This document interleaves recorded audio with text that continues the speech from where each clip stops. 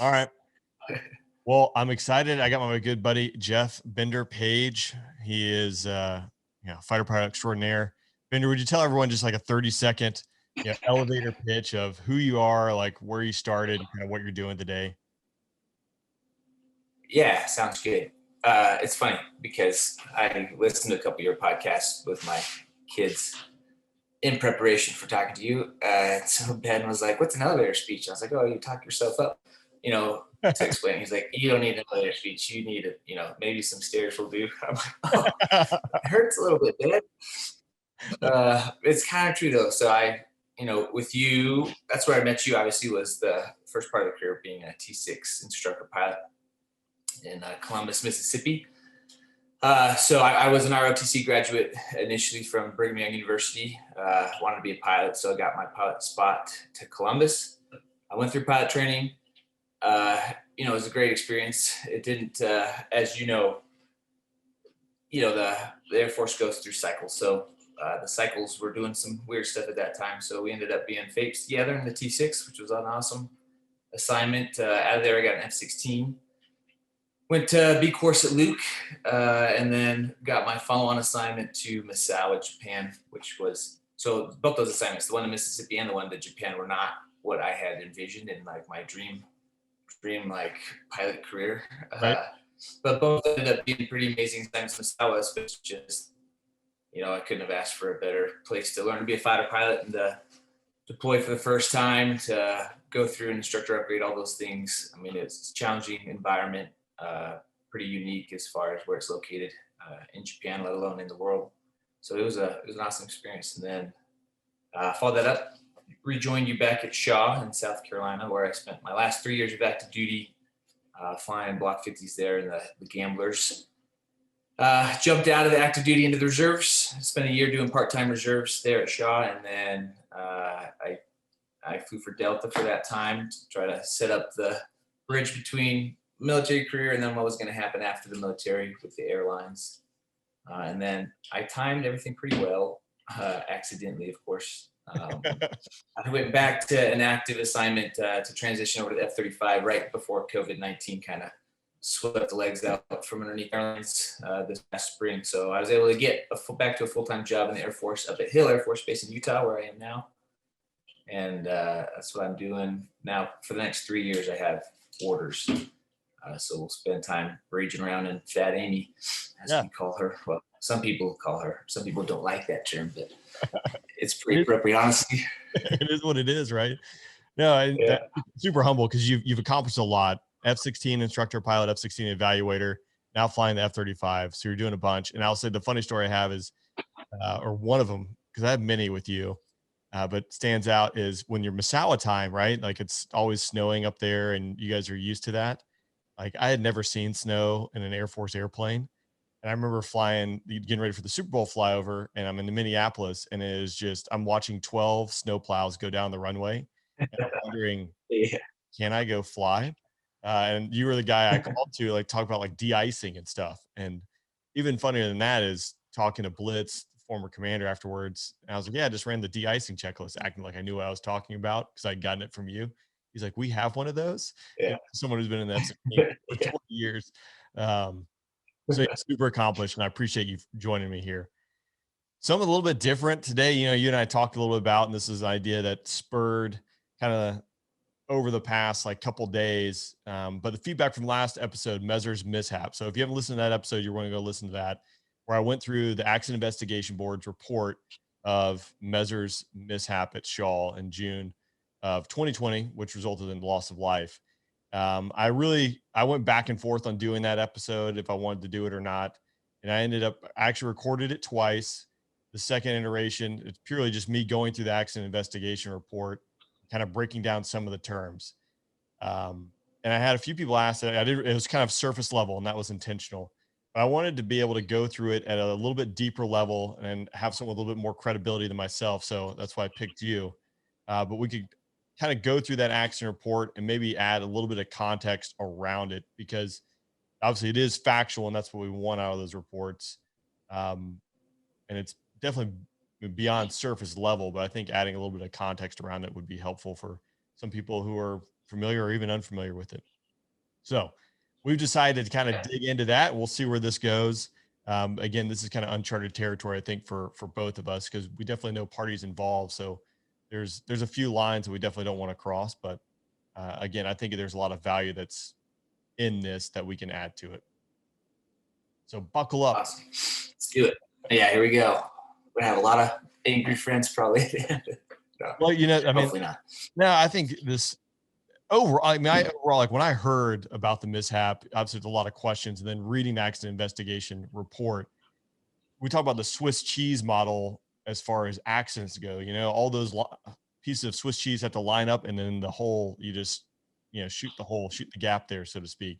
And this is definitely one of those where you're talking about, you know, this guy who is, you know, new to the jet, not flying a bunch, you know, the tolerance for error in a fast moving jet, left or right, when you're going that fast, one little mistake can result in a fatality, right? Where, and you're going slower speeds or doing other things, it's going to result in a band-aid, right? So the tolerance for error is much smaller when it comes to it. And unfortunately, this is what he gets painted into. I think backing it up, like the environment, you know, the Air Force is going through a bunch of changes as far as pilot training, streamlining the syllabi that go into it. I don't know, in that report, it doesn't encompass his training syllabi, what it took for him to get there, other than the fact that he had never refueled. And that's why the big takeaway. So the first time MEZr is going in there and he is tanking at night, first time he's tanking is at night.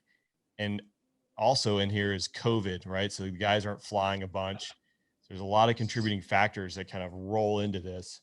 Yeah, I don't know, like what your kind of your initial thoughts are when you read it, like red flags or concerns or just general thoughts.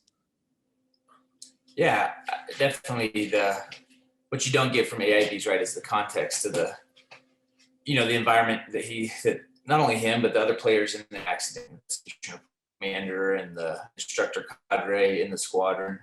You know, none of that really comes out like you're saying. We don't really understand, or you don't get the feeling of the background for it all. So it is easy to read it and to notice the big errors that were made. Like, how could we, you know, how did each of those errors get made? First of all, individually, like some of them seem pretty, you know, blatant, but the fact that they're all made in sequence or whatever, like you said, to line up so that it ends up in a mishap.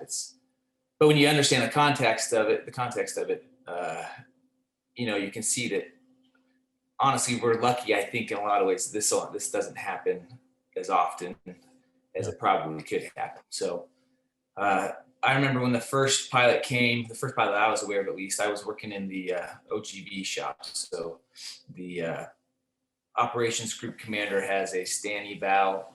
So the guy who's basically in charge of linking him with the squadrons as far as the emergency procedures, the setup of the airfield for how it's going to deal with those different procedures, not just emergencies, but standardizing all the different procedures.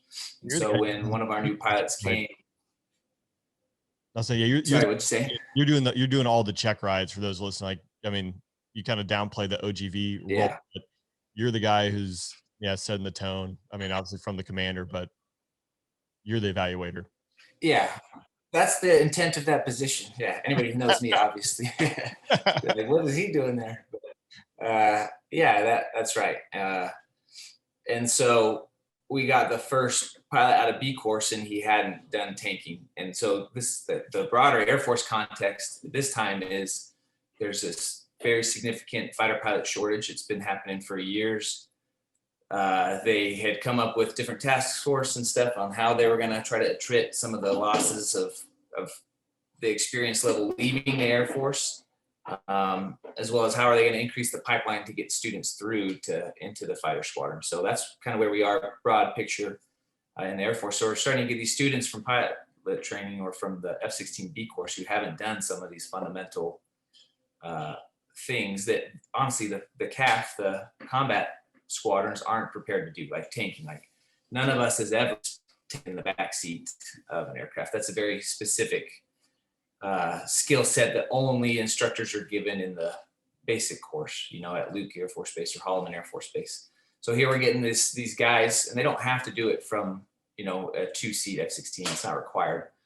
But there's no way for us to know whether this guy is going to be ready to do it in his single-seat aircraft or if he's going to need extra instruction. And there's nobody there that can give that extra instruction anyway. So it was a problem that we were a little bit shocked that was going to be put on the lap of the combat air forces, and we weren't sure exactly how to deal with it. The first couple guys that went through it ended up not being an issue. And, you've experienced plenty of times tanking. Like, it can be a smooth, great day where things are going really well for not only for the F-16 pilot, but also for the KC-135 pilot and the boom operator.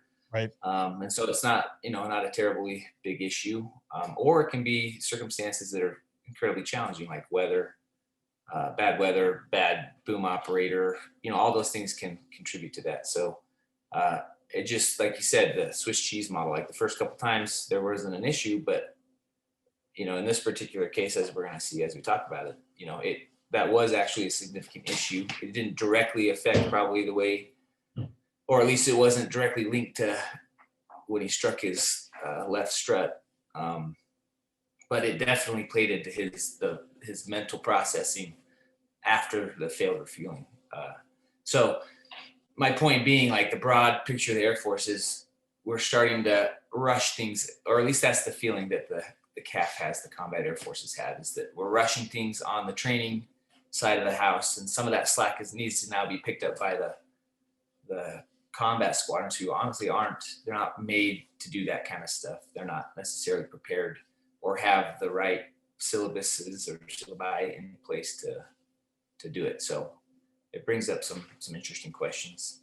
Yeah, I think that's a really good point. And I remember specifically the director of operations I had when I first showed up to Shaw. So brand new dude out of the B course. He was a weapons school instructor, one of the best instructors I've ever had.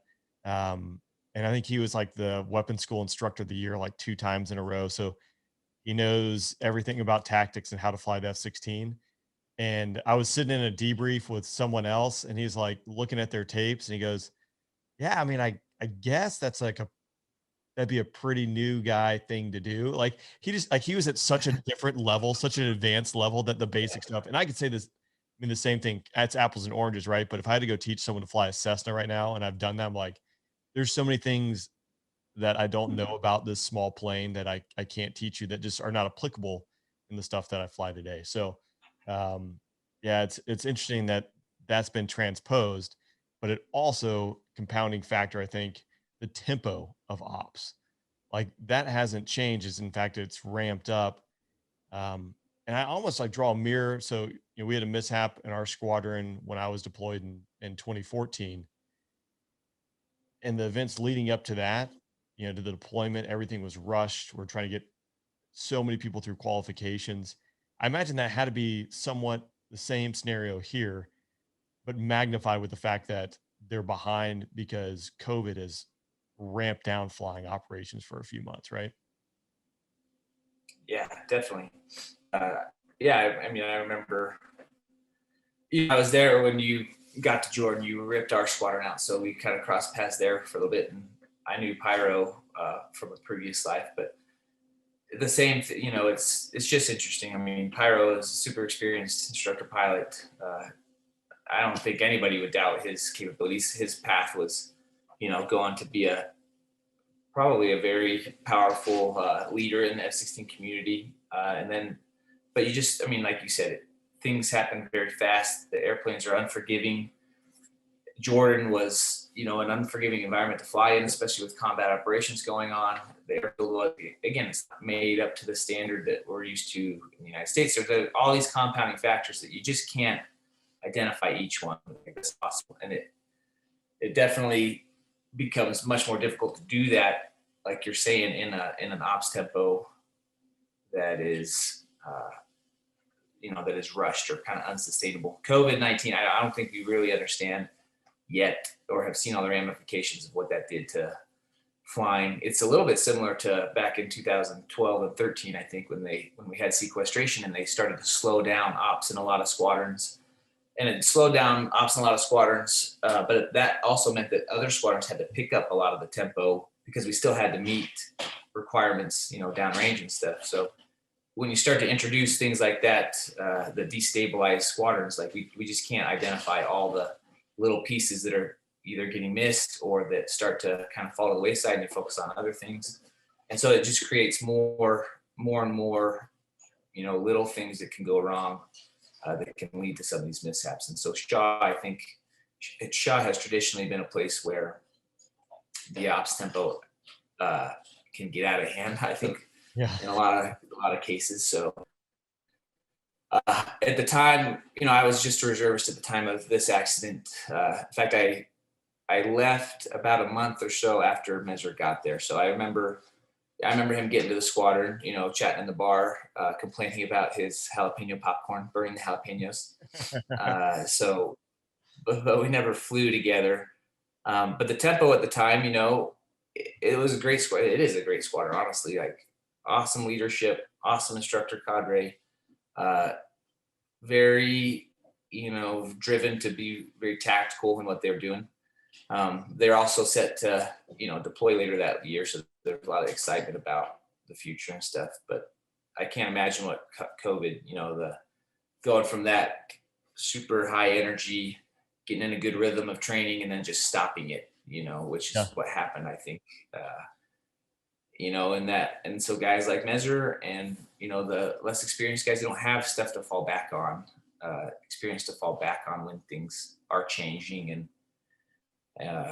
a little bit unstable. So I think he had only flown 2 missions, right, in the previous month to the accident, for the previous 2 months prior or something. So very few amount of flights for a fighter pilot, especially an inexperienced fighter pilot. Every time, even me in the F-16 with, a ton of hours, years flying it, if I went even a couple weeks, I'd go fly a Delta trip and come back, and I would sit in the airplane, and I would have to take, 10 to 20 seconds to just remember or to think through, like, okay, how exactly am I going to start this thing? Or like, what am I looking for now as I throw this switch, Yep.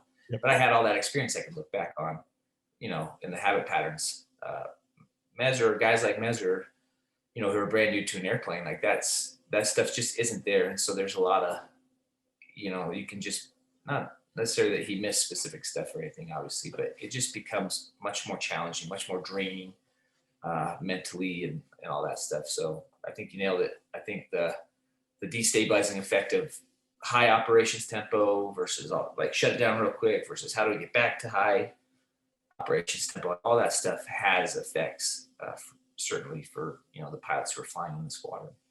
Yeah, and that's one thing that I think you and I honestly say, you take us and you put us in that environment, it'd be the exact same thing. Like, this is not a Monday morning quarterback it, right? Like, I could very easily see myself in any one of those positions. In fact, I've been there. And I remember, like, my first like night tanking in combat, like that was probably where 90% of my energy went to, was just trying to, figure out where I was spatially in relation to everything in the AOR, and then getting on the tanker, and then where are we going next, what frequencies. And that was a lot of brain bites that were being burned doing that. And up to that point, we had a good amount of reps, right? But I didn't have a whole lot of experience to fall back onto, but by, the end of the month, right, that was like just putting on your pants and going to work. Like, you didn't think about it, but you had to get those reps in order to be at that point. Um, and so this is a really challenging spot to be in. And I think the fact that Shaw is so busy, and again, everyone there is a type A, mission oriented, and they have a line in the sand with an objective they have to hit to get out the door to go do the mission. So they're going to push and do everything they can in order to do it. I will say, they had identified the fact that, hey, this is a, um, risky situation. So in the AIB, it does outline they went back to the basics. They had, a push to go back to the basics. And again, I remember doing something similar to it. But that's just the highlight to the squadron. I'm sure there was a pilot meeting about it, probably an email about it, and then in every flight briefing, they're going to talk about just the basics, which is, takeoff, landing, refueling, the admin portion of the fight, or the flight that we normally don't think about. So there was an emphasis on it. But again, everyone in the squadron is rusty or could be rusty because of just the lack of flying. We can make that assumption. But for an inexperienced guy, not getting those reps is definitely going to be challenging. At least it would be for me. Like I know for a fact, just not getting those reps would be challenging. Yeah, definitely. Yeah. Same, Uh, same. yeah, it's and you go through it. Obviously, he can't get gas. Um, he and his flight lead, his element lead, they come back to Shaw, and I know he verbalizes over the radio that he's frustrated. Element lead tries to make it lighthearted, and again, I know the element lead, right? If I was at spot, like he's trying to make it lighthearted because MEZr's got the weight of the world on his shoulders, I would imagine, because he knows that mission is ineffective because he couldn't get gas. That's a really tough spot to be in. Um, no fighter pilot wants to be the wedge or the guy that lets the team down. And it's one of those things like you can tell that it's weighing on him based on the report and what they've identified in the HUD tape. And then, he comes back and makes one small error, right? Like I say it's a small error. We're talking a couple degrees, right? But you're talking a couple degrees, a few thousand feet, as well as 170 knots, right? Like small mistake at that point, it doesn't bode well for MEZr and his aircraft. Right. And going through this, right? They get into the traffic pattern. I mean MEZr's mistake there, right? Which is the causal factor for this mishap. Again, that's something like I've had stuff go like, whew, that could have gone south on me, right? So again, I can very easily place myself. And I think any fighter pilot that says they've never been in a spot where they at the end of the sort of like, said, whew, that could have been bad, is probably lying. So unfortunately, MEZr's here is just on the left side of the mistake, and it's one that results in damage to the aircraft and makes it really tough to recover.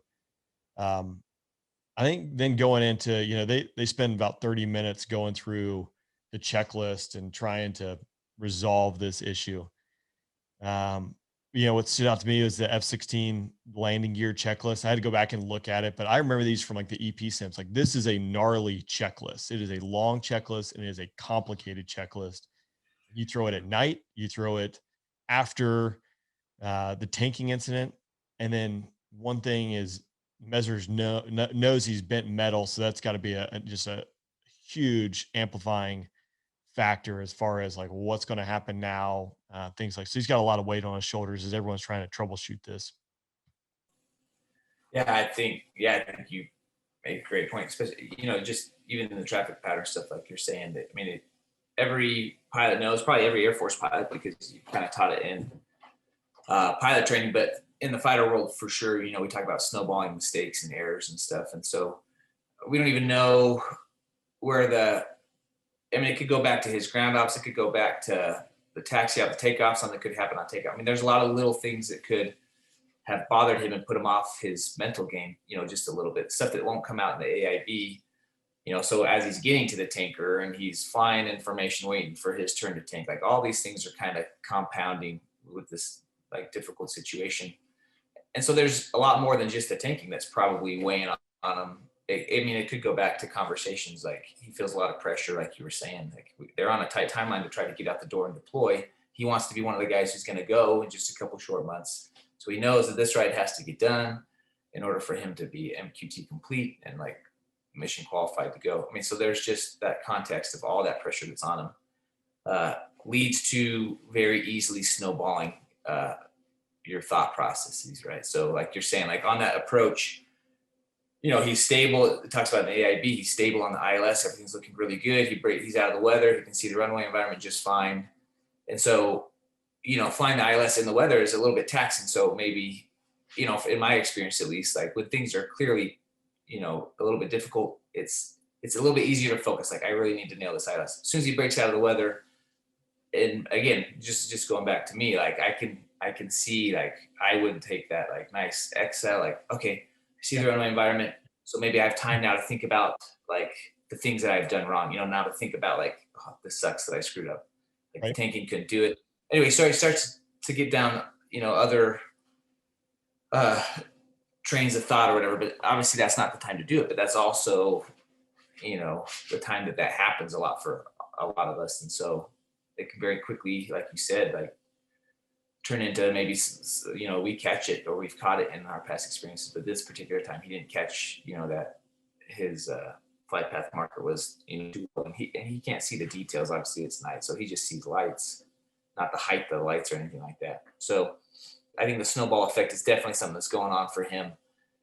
And then to hit, I mean, I don't know if even taxiing the F-16 at like 20 knots and you hit a funny bump, or you even go over like the cable, and like, I don't know, every time it like puts a little like, it's a little jolting or whatever. Anything that's not smooth and what you're expecting in a fighter airplane is scary. And so I can't even imagine what it felt like to hit something, foreign with your landing gear that you're not expecting, and it's night. Like, that is terrifying. So the next, getting off the ground, like, thank goodness they were able to get off the ground, start working the checklist and stuff. But having the mental discipline then to like calm your thoughts down and to settle down, and then to get into this, like you said, this checklist that is a monster. I mean, throughout my entire F-16 flying and F-35 flying, honestly, like, the big fear was at the end of the mission, I would have a certain amount of, like, not that much gas left, and I'd throw down landing gear, and it would show something that I was not expecting. Right. That checklist is not something that you can just like run simply. It's not always very clear, and and I know, even from my experience of the Viper, that there are lots of landing configurations and stuff that I didn't have an answer for yet. Like, it was going to take a lot of like digging through it and trying to figure it out. So, I mean, I can't imagine, again, like, going back to the context of like what's going on in this cockpit. It's not, it's not simple. It's not as easy as just like, oh, read this checklist. Like, oh, now I should, not to like minimize what the AIB's findings are and stuff, but it's not a simple thing that's going on between those two cockpits. Like, to talk about the coordination between his element lead and him and the soft, like, those are all really challenging things to be able to communicate effectively together, and to talk about things that are not super clear, even as you're reading them out of a checklist. And he's trying to do this, and it's dark in his cockpit, and he's close to the ground because he's in the landing pattern. He's trying to follow his element lead around, so he still has some sort of, the deconfliction is probably pretty well set, but he doesn't get to throw on the kind of autopilot that you and I are used to in like the airline world, right? So he's still flying, hand flying at night with this, pretty big deal damage to his aircraft. And at the same time, he's got this dark cockpit with this checklist that doesn't stay open in the page that you want to stay open to. You got to look down and, like, with your flashlight and read one line at a time, try to follow with your fingers. Like, so this is the kind of environment that even the most experienced and confident fighter pilots, we don't want to be here for sure. I don't want to ever be there, obviously. So I can, again, like, the context of it is pretty rich. It's a difficult place to be. Yeah, I think so. To circle back, because you hit several really, I think, salient points here. Then the first being if you go all the way back, is stepping out the door. I don't know. I didn't look and see what day of the week June 30th was. I should have done that. But night weeks are typically like 2-week stretches, right? So you might do 2 weeks of night week, and then the next time there's a night week or weeks, it might be 2 months or 3 months down the road. There was probably one more night iteration, but it was probably focused on doing close air support, I imagine, as they're going out the door.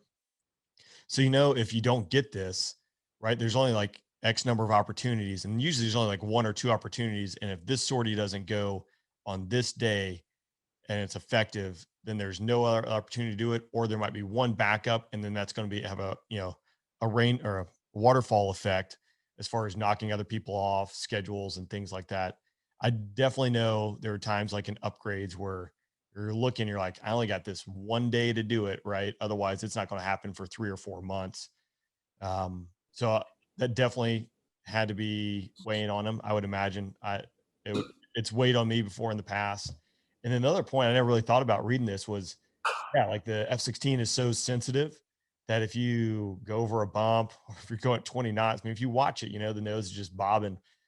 So hitting something in the jet going that fast, the startle effect just alone of having something, but that jarring effect would be really unnerving. So like you said, I think a phenomenal job of one, having the wherewithal to go around and then calming himself down to be able to go through fly formation, work with a flight lead, work with a SOF, and go through that checklist. Because again, that checklist is just absolutely heinous when it comes to digging through it. Yeah, It, sure is. it leads into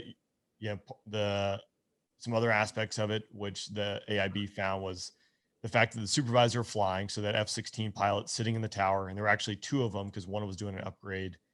They did do a conference hotel call. So Lockheed Martin offers services, I imagine, to all of its platforms where they can, users such as Shaw Air Force Base, F-16 pilots or F-35s can call Lockheed Martin. They can talk to engineers about these weird type scenarios if there's gas. This is one that I know it's in the checklist. I think I said it in the last episode. I can't say that I would probably have done anything different than the guy sitting in the tower.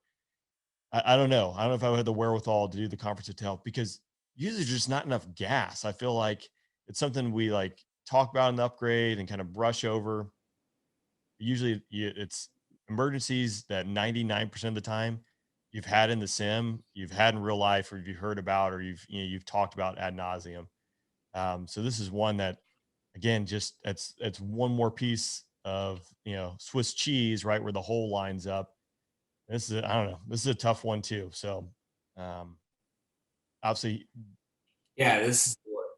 Sorry, go ahead. I was like, they would have recommended the ejection versus trying to land it, but those, they didn't consider calling them, or at least in the AIB, the upgrading SOF consider it, but he didn't voice his opinion about it. And the guy who was actually in the SOF position did not, go down the conference hotel route.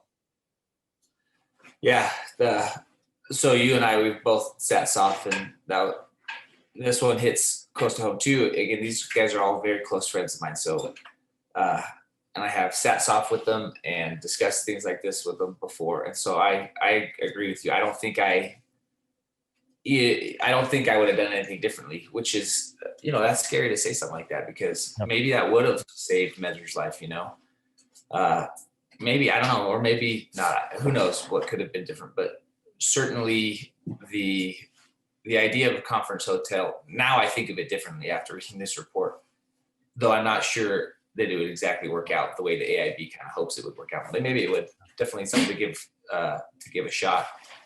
But like you said, like I don't want to make excuses or anything like that or whatever. But it's not getting phones to work in the Air Force or computers to work. That doesn't happen. Like, it's not super easy in the SOF tower. That stuff's not like always up to date and always like, I don't know. There's just not a whole lot of faith that we put into like our technology type backups. And that's how I've always kind of considered conference hotel, like this really good idea that no one has ever used. So like, I'm going to call that number and no one's going to have any idea what I'm talking about. I'm never going to get a hold of said person. And there's a ton of stuff that the SOF is dealing with right now. Like, he's not just sitting there like following through in the checklist, right? There are other airplanes out in the airspace. He's got to figure out how to get them home in the fuel that they're limited to. He's got to change the runway to make sure that we can try this approach and I mean, there's a ton of stuff that the SOF is dealing with. And so, and again, like the right idea, it probably is in the future to call that conference hotel, try to get that thing established. But I am not surprised that he tabled that so that he could do the other things that he needed to do to try to get this thing resolved. So I think that's a great lesson for, future SOFs and stuff. And so, but again, there's a ton going on for him, and he successfully got everybody home. He switched the runway, which is that's not an easy process. It doesn't happen very quickly. He's got to monitor a lot of stuff as that's going on to make sure the cable's ready.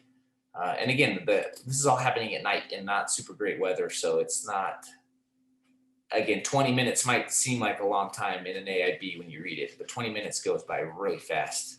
And again, there's a ton of pieces that are going into this. And so again, like thinking back to the conference hotel, like I wish, they would have tried it and maybe the outcome would have been different. We hope it would be in the future and stuff, but I think that's a tough thing to pin on that one decision. Like, I just don't, I'm not sure I buy that completely, but Yeah, I think you said a good point, not to make excuses for it, right? Because maybe that would have changed it. But I think the context you just brought to that is really important because in my mind as a soft, right? He's got his element lead out there. They're working as a two ship, and that soft is a supporting asset basically at that point to back those guys up. But in my mind, and maybe it's the wrong way to view it, or viewed it would have been, hey, they're kind of primary and they're working it, and you're kind of like the filter to catch anything that's going to drop through. But two, yeah, you think like, all right, if I make this phone call, it's going to take 20 minutes to get an engineer on the phone. And like you said, the runway change, that is no small feat. He does have, I don't know how many other aircraft that are airborne, but he's working their recovery to make sure that those guys know that if they're in the middle of the fight, to knock off their fight, to conserve gas, because he doesn't know what's going to happen back at the airfield, to get them back to the airfield, get them on the deck to, reduce variables. So there's a lot going on, and he's kind of working all those and backing those guys up at the same time. So those are the things that I think the context that, not that it's impossible to capture that in the AIB, but I think is really tough to capture in the AIB. And also, yeah, it's the soft, fuzzy pieces of being a human being and the things that are going on there. So I, I think the one thing I took away from that was that the upgrading soft thought about the conference hotel, but didn't verbalize it. And so for me, I definitely know I've been in those situations where like, this doesn't seem really smart. What are we doing here? And as I got older, and honestly, it's probably till I'm, a major and now into this part of the career, like I have no problem saying most of the time, there will definitely be scenarios where I'm sure I won't be perfect, but saying this is a tough call, but it's the right call. We shouldn't do it. Like we actually didn't fly a leg, a revenue leg because of fatigue and some mistakes are made in the checklist amongst the crew, right? Saying, hey, this is kind of dumb. Like, what's the point of doing this? And that's a tough thing to do to speak up. So I think that's probably like the thing I've taken away the most, right? Is I might have a bit of information. It doesn't matter how experienced you are. And if you're flying with a guy who's flown this jet for 3,000 hours, whatever, like you might have a bit of information to present it, at least do it appropriately. And if it's taken, great. If not, then, move on. yeah, I think that's just, and I think there are other examples in the AIB or in the events that happen that kind of are that same, a couple times MEZr says, like, are you sure this is what I should be doing? So I think, again, not to like put thoughts into everybody's minds, because I'm not exactly sure, but my guess is that that's indicative of him having he's not comfortable with what's about to happen, right? Or Yeah. kind of that the thought process is going down.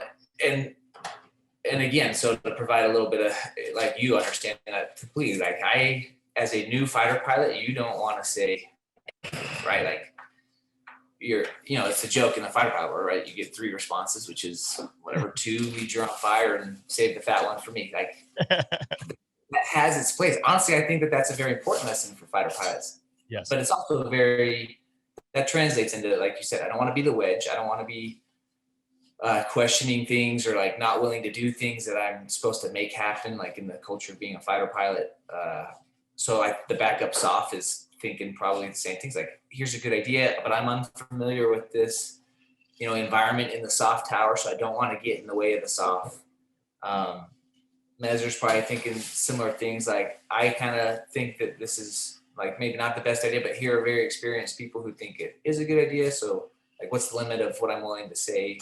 Or like, how do you put your foot down? So, and these are all really important, and there's no way that you can't possibly establish a right answer in all of these situations. You're gonna, there's no way. So this is all gray area, obviously. Like, how much do you say?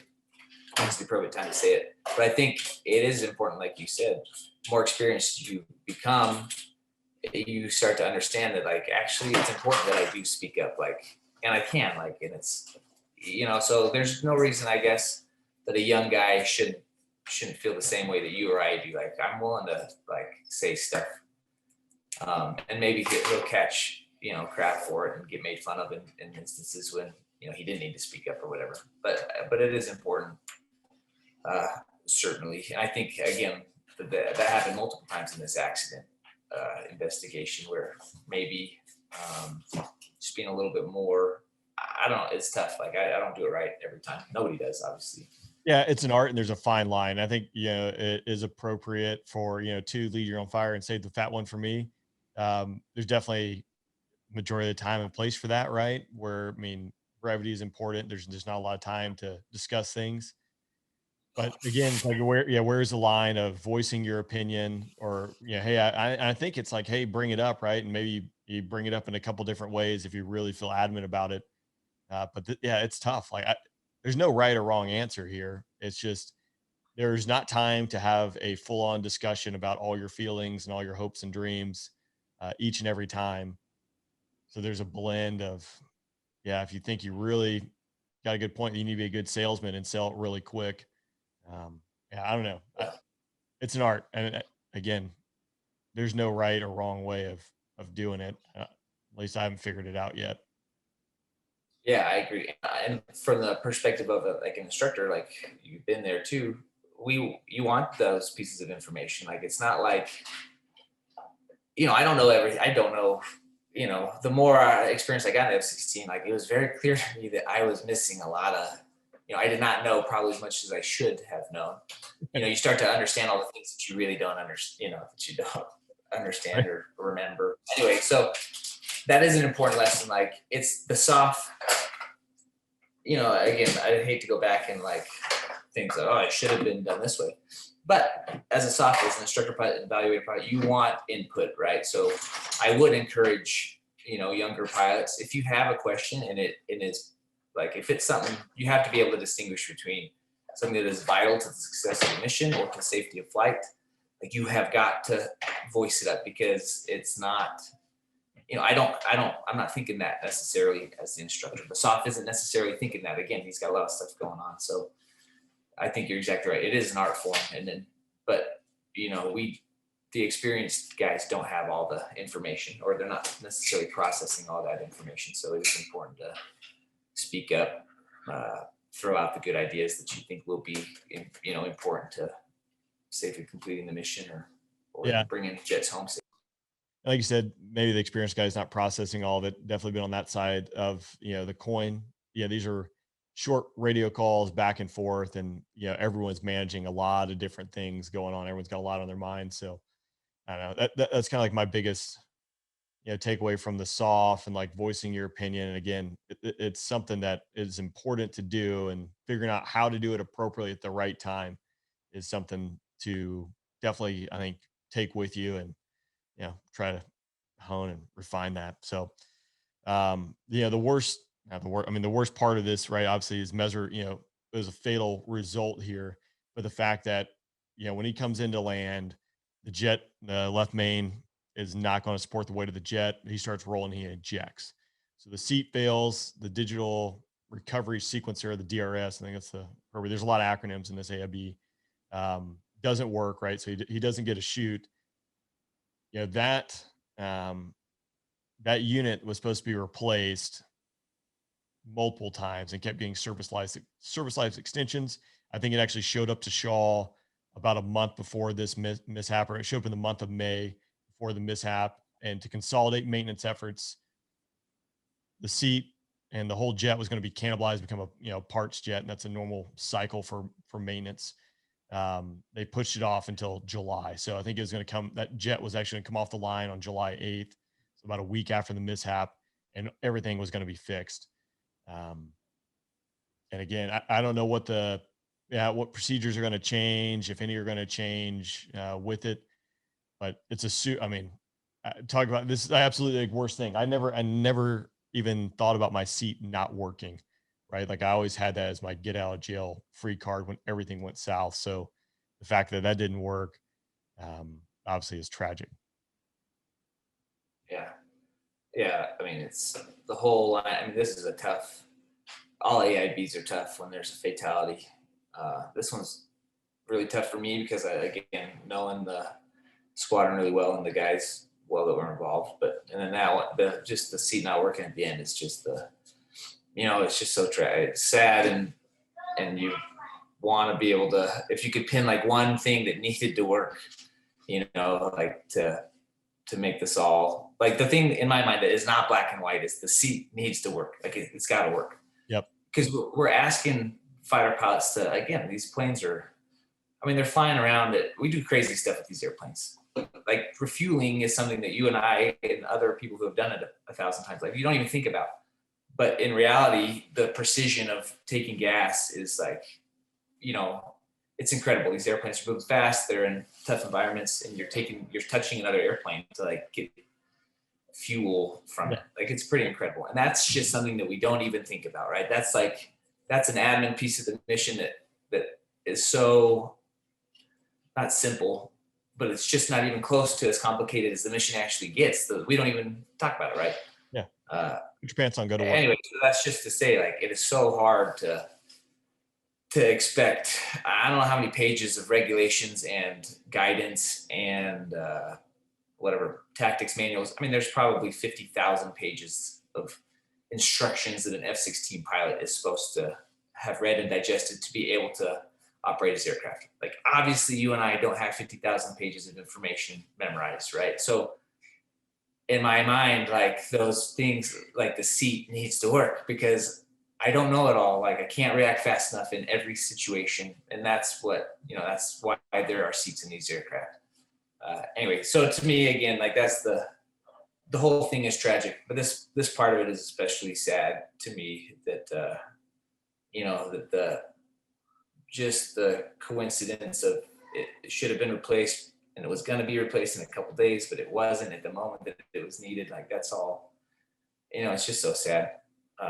At the same time, we're very familiar with what risk, you can't mitigate all risk anywhere, especially not in a fighter squadron. And so, again, they're trying to get jets ready to go. So I understand that, I don't think there was negligence. I don't think the AIB suggested there's any negligence either.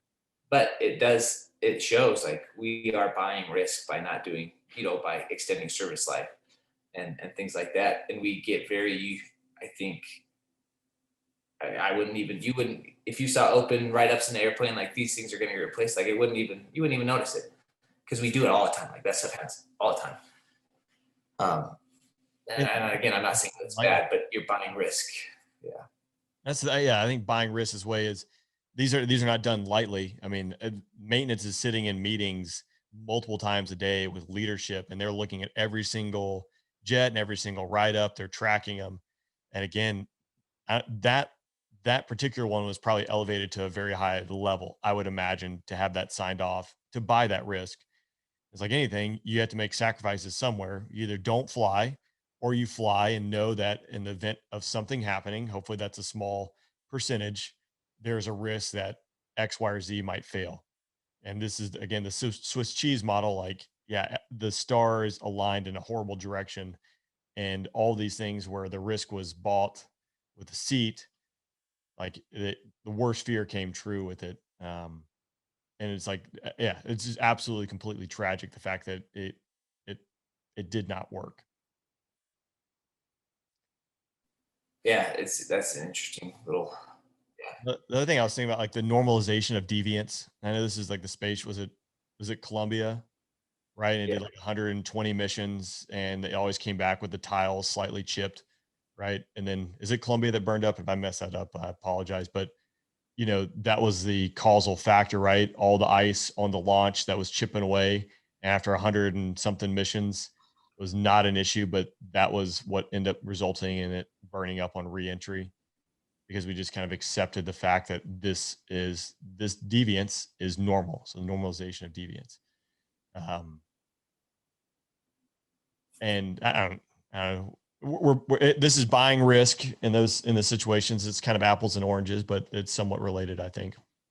Yeah, I think so. It's interesting. I mean, there's a ton of stuff we can talk about, and even after you kind of identify all these issues, like, it's not necessary that you can change.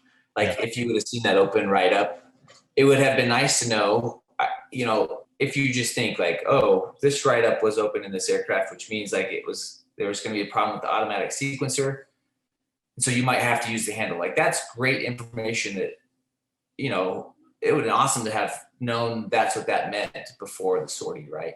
I don't know if that's a realistic expectation for maintenance to be able to communicate all those kinds of things to the pilots. But I don't think MEZr, I would not have known looking at the write-up, like this thing is overdue for inspection or for replacement, whatever. Yeah, yeah. Like I wouldn't have read that and understood what the implications of that would have been. But it is interesting. Had he known what the implications of that would have been, had the SOF known what the implications of that TCGO would have been, I think certainly they would have made a different decision. I think like, hey, if he ejects, under a certain amount of thousands of feet, like the thing's probably not going to work, or it could not work, and so he's going to have time to pull it. If the SOF would have had that information and the mishap element lead and MEZr, like the plan would have been different. So again, I'm not saying that he should have, like, maintenance should have made that very clear or anything. Like maybe that's not a realistic expectation, but it is important to realize that again, there was a piece of vital information that was not understood by the people who it impacted. Yeah, I think you make a good point, right? I mean, there's so many, on the pilot side, right? 50,000 pages, right? That's a guess, but that's probably realistic as far as information you have to know. The maintenance side of the house, like probably magnify that, by 10 when it comes to figuring out all the different parts and pieces. And there's just so many moving pieces of it. And I know, like looking at the forms, right? Like I would walk up the crew chief, like good jet, right? And like I'm really looking at inspections, tires, like cursory stuff, right? Because if it is typed and written in there, and the forms are, that's what you go through before you accept the jet to hop in and go fly. If it is typed in there, right? Like I know other people have looked at it, and like this thing is good. So I'm really looking at expiration dates and things like that. I know if I had seen the digital recovery sequencer, whatever push to whatever date, like I would not have given it another thought whatsoever. But that is a good point. Like, what if you had that bit of information, it definitely would have changed my calculus stepping out the door, knowing that. And, in fact, they had one other failure that they mentioned, the AIB, the Tulsa IP, who was at altitude, super experienced guy, and it still took him like 5 seconds to do the manual override handle and get man seat separation. MEZr had no chance whatsoever. Like there have been no chance for any pilot. I think it said like 3.67 seconds is what he had to recognize the failure, pull the handle, and to get to shoot. There's no way. I mean, I would be able to do it, and I would argue that probably any F-16 pilot or any fighter pilot, for that matter, if they were put in that same scenario, would have thought to reach down and pull that handle at that point. I don't know. Yeah, I mean, I don't think so. I certainly know I wouldn't have. And that it reminds me of there was an F-35 mishap in Florida where he ejected pretty much on the runway after the landing. The aircraft became uncontrollable. So he ejected from the ground basically. And when he described his ejection, he even says like he doesn't remember pulling the handle. He doesn't remember anything except for he's on the ground after it's all done and his helmet's gone or something. And he's like, he thought like, oh, like I just like, this is what death is, But anyway, so I'm saying like that was probably a 7 to 8 second, or who knows, maybe it was 15 seconds from him pulling the handle to getting on the ground, and he had no, recollection or he couldn't remember ever going through any thought process. So again, like you said, like 3 seconds, yeah, sure, it's like doable if you say it like that, but it is not executable, I should say. Right. You got to be loaded and know it's going to happen. I mean, yeah, it's yeah, exactly. It would take me 2 seconds probably to like think like, where is this handle? I would start like, I'd pull the green ring, probably I'd get the emergency oxygen accidentally before I actually got to the override handle. I'm like, in my mind, I'm like, crap, I need to study the F-35 seat. Like, yeah. Who knows what I would do in an F-35 seat? I'd probably freaking throw. I don't even know what switches are on the thing. So just going on. Do right? Yeah. Gosh. Yeah, this is a tough one. Bender, I appreciate you kind of going through. I think a lot of the context there that is not able to be captured in the AIB is important to kind of build the picture around it. And this is one I think you and I both agree that, I mean, I can envision myself in this scenario. Like any different plug and play, right? Making the same decisions that these guys made, because it's incredibly challenging. And there's just so much data and so many things that are happening so fast that again, you hope that with the processes we have in place, that at some point it's going to block the error going through the Swiss cheese model, and sometimes it doesn't, right? And it just lines up, and in this case, like it just ends in tragedy. So, hearts go out to MEZr's family. On the website, we got Lieutenant Smith, a link to the Lieutenant Smith's Foundation.org. You can go there and donate in his memory and keep his legacy going, helping young people aspire into aviation. They'll help them out. So check that again, Bender. I really appreciate you taking the time today and helping out. Yeah, I'm happy to do it. Like, I mean, again, I didn't know MEZr very well, but same thing. Heart goes out to him, especially to his bros who love. It's a tight community. They loved him. They cared for him. They would have done anything for him. So to see them kind of suffer through it, also, it's a tragedy for everybody. It's so the gamblers now they're downrange doing God's work. So, America. and heart goes out to them too. Wish them all the best of luck down there. Yeah, it's tough. It's tough. So, yeah, I appreciate you taking the time to do this and double down. I have to say double down.